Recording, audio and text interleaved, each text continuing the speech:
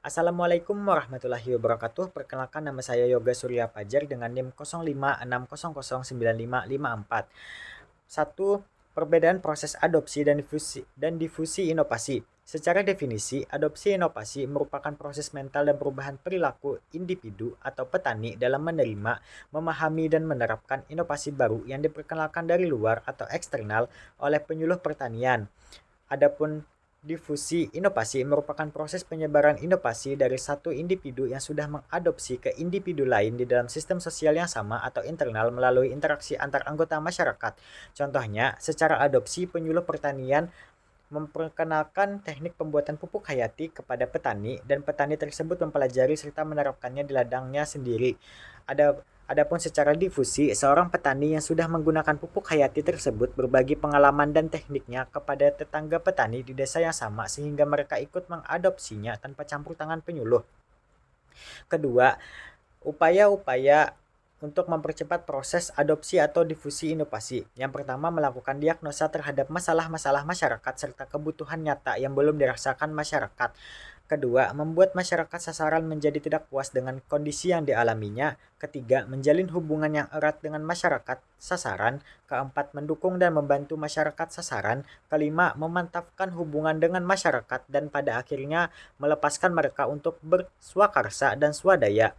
Ketiga, disebut partisipatif karena petani atau masyarakat sasaran dilibatkan secara aktif, sukarela, dan setara di seluruh tahapan proses penyuluhan, baik secara analisis masalah, perencanaan, pelaksanaan, monitoring, dan evaluasi, bukan hanya sebagai penerima informasi atau pelaksana instruksi. Adapun karakteristik utama pendekatan penyuluhan partisipatif.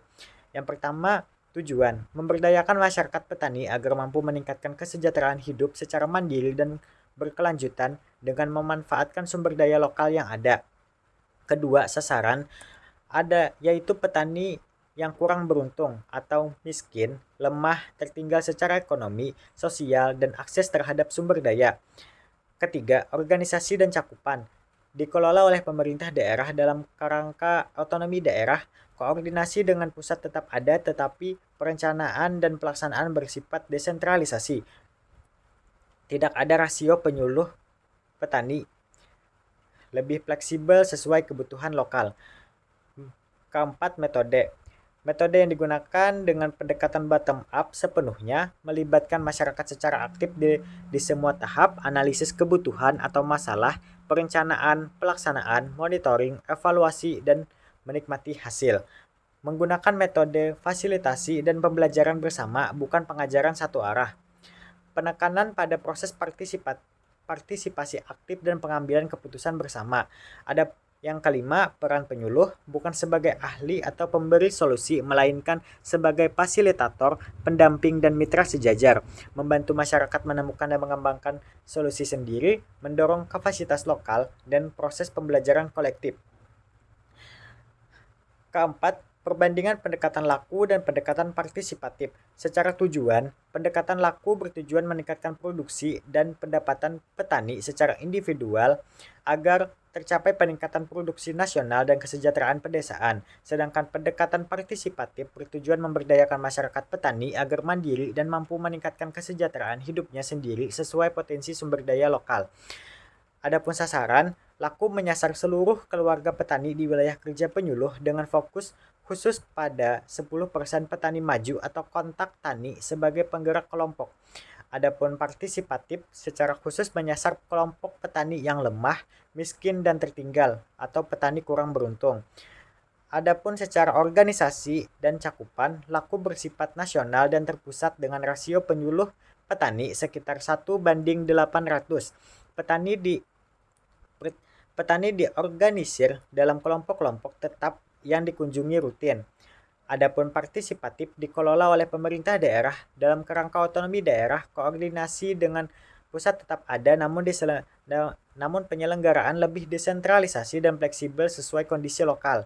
Adapun metode, laku menggunakan metode kunjungan lahan dan latihan secara terjadwal dan rutin setiap 2 minggu ditambah latihan kontak tani serta demonstrasi bersifat top-down dengan penyuluh sebagai pemberi solusi. Adapun partisipatif menggunakan pendekatan bottom-up melibatkan masyarakat secara penuh dari perencanaan, pelaksanaan, hingga evaluasi dan menikmati hasil. Penekanan pada proses partisipasi aktif masyarakat.